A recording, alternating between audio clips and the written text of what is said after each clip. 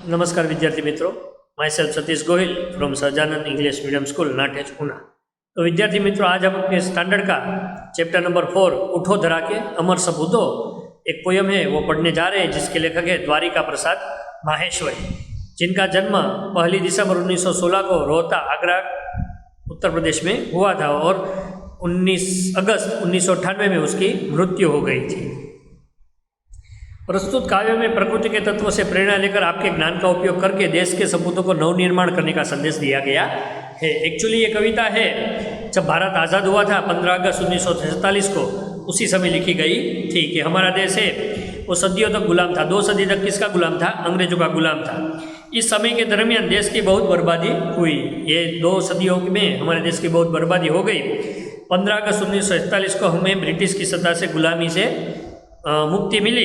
सदियों के बाद हमने आज़ादी का सवेरा देखा। सदियों के बाद हमने जब आज़ादी देखी, यह कविता उसी समय की रचना है। यह कविता उसी समय की बनाई गई है। कवि द्वारिका प्रसाद माहेश्वरी ने उसी समय लिखी है जब भारत आज़ाद हुआ तब।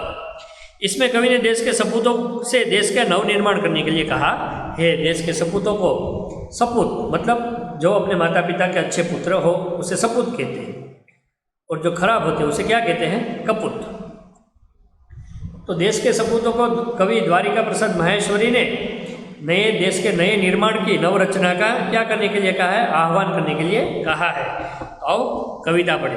उठो धरा के अमर सपूतों, पुनः नया निर्माण करो। जन जन के जीवन में फिर से नव स्फूर्ति नव प्राण भरो। नई प्रातः है, नई बात है, नई किरण है, ज्योति नई, नई उमंगे, नई तरंगे, नई आस है, सांस नई। युग युग के मुरझे सुमनों में नई नई मुस्कान भरो। उठो धरा के अमर सपूतों, पुनः नया निर्माण करो। हे भारत माता,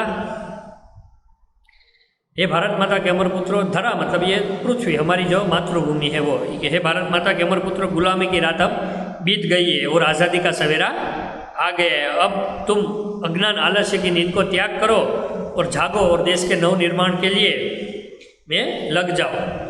तुम देशवासियों के जीवन में फिर से नया उत्साह भरो। तुम लोग अगर देशवासियों के जीवन में नया उत्साह भरो, उनमें नए प्राणों का संचार करो। मतलब झोम लाओ कि हमें देश के लिए अब कुछ करना है। नई प्रात है, नई बात है, नई किरण है, ज्योति नई, नई उमंगे, नई तरंगे, नई आस है, सांस नई।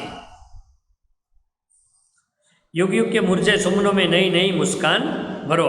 कवि कहते कि आज़ादी की नई सुबह में नई चर्चाएं हो रही है। आज़ादी हो गई है, आज़ादी मिल गई है, नई सुबह है तो नई नई चर्चाएं भी हो रही है। नए विचारों की किरणें फैल रही है। जो किरणें आ रही है उसमें हमें नए विचार फैलाने हैं। सब अपने जीवन में नए प्रकाश का अनुभव कर रहे हैं। सब अपने जीवन में नए प्रकाश का अनुभव कर रहे हैं, मतलब कि सब कुछ नया फील कर रहे हैं कि आज हम आज़ाद हो गए हैं अंग्रेजों की गुलामी से। लोगों के मन में नई उमंगे और नए हौसले की नई लहरें है। सबके मन में नई आशा है। आज देशवासी खुलकर सांस ले रहे। आज जो देशवासी है वो अंग्रेजों की गुलामी से मुक्त होकर खुलकर सांस ले रहे। अपने देश में हो वैसे सांस ले रहे। हे देश के सपूतों, तुम्हें युग युग के मुरझाए हुए फूलों को नई मुस्कान देनी और उन्हें फिर से खिलाना है। कि हे देशवासियों, जो अंग्रेजों की गुलामी में जो फूल मतलब जो लोग मुरझा गए हैं, हमें उनमें नई मुस्कान भरनी है, नए प्राण भरने हैं। उठो धरा के अमर सपूतों, पुनः नया निर्माण करो। हमें नया निर्माण करना है। डाल डाल पर बैठा भी है, कुछ नए स्वरों में गाते हैं। गुन गुन गुन करते भवरे, मस्त उधर मंडराते। नवयुग की नूतन वीणा में नया राग नव गान करो। कवि कहते हैं कि आज़ादी की सुबह में प्रकृति भी आनंदित है। आज़ाद मिल गई इसलिए जो हमारी प्रकृति मतलब जो हमारा नेचर है वो भी आज आनंदित है। पेड़ों की डालों पर बैठे पक्षियों के स्वरों में भी नवीनता है। आज हर एक चीज़ में कवि को क्या लगता है? नवीनता दिख रही है। वे भी जैसे खुशी का कोई गीत गा रहे हो, बागों में हो रहे गुंजार करते हुए मस्ती से मंडरा रहे है। हे देश के सपूतों, स्वतंत्रता के बाद देश में नया युग आया है। ये अंग्रेजों की गुलामी के बाद जो हमें स्वतंत्रता मिली है, इसलिए देश में एक नया युग आरंभ हुआ है। इस नए युग की वीणा में तुम्हें नए राग और नए गान भरने हैं। इस नए युग की वीणा में मतलब कि हमें हमारी बोली में जो हम आज़ादी की बात, जो गुलामी में थे और जो मुरझाई हुई बातें करते थे, ऐसे नहीं, हमें आज हिम्मत भरी बातें करनी है। उठो धरा के अमर सपूतों, पुनः नया निर्माण करो। कली कली खिल रही इधर वह फूल फूल मुस्काया है। धरती माँ की आज हो रही नई सुनहरी काया है। नूतन मंगलमयी ध्वनियों से गुंजित जग उद्धान करो। कवि कहते हैं कि इधर उद्यानों मतलब बगीचों में भी नई कलियाँ खिल रही है और प्रत्येक फूल मुस्कुरा रहा है। सारे देश में स्वतंत्रता से सूर्य का प्रकाश फैला हुआ है। ऐसा लगता है कि जैसे भारत माता का शरीर आज सुनहरा हो रहा है।